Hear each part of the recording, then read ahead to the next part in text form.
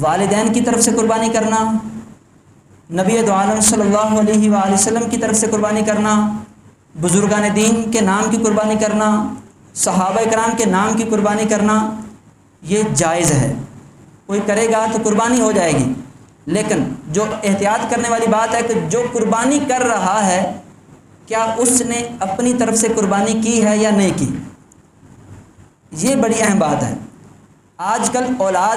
والدین کی محبت میں آ کر وہ ہر سال والدین کی طرف سے قربانی کر رہے ہوتے ہیں، حالانکہ حال یہ ہوتا ہے کہ والدین پر شرعی طور پر قربانی لازم ہی نہیں ہوتی، کیونکہ وہ تو اولاد کے سہارے پر ہوتے ہیں،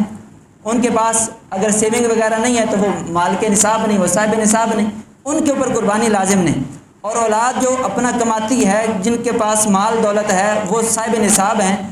اب اولاد پر سب سے پہلے اپنا فریضہ ہے، اولاد اپنی طرف سے پہلے قربانی کرے اور پھر اس کے علاوہ جس کی طرف سے مرضی کرنا چاہے، وہ والدین کی طرف سے کرے، وہ اولیاء اللہ کی طرف سے کرنا چاہے، انبیاء کی طرف سے کرنا چاہے، صحابہ کرام کی طرف سے کرنا چاہے، کر سکتا ہے، لیکن سب سے پہلے اپنا فریضہ، جو ہم زندہ ہیں ہمارے اوپر اپنا فریضہ ہے، اور جو ہمارے مرحومین اس دنیا سے چلے گئے ان کے اوپر تو فرض ہی نہیں ہے، تو پہلے ہم اپنی طرف سے،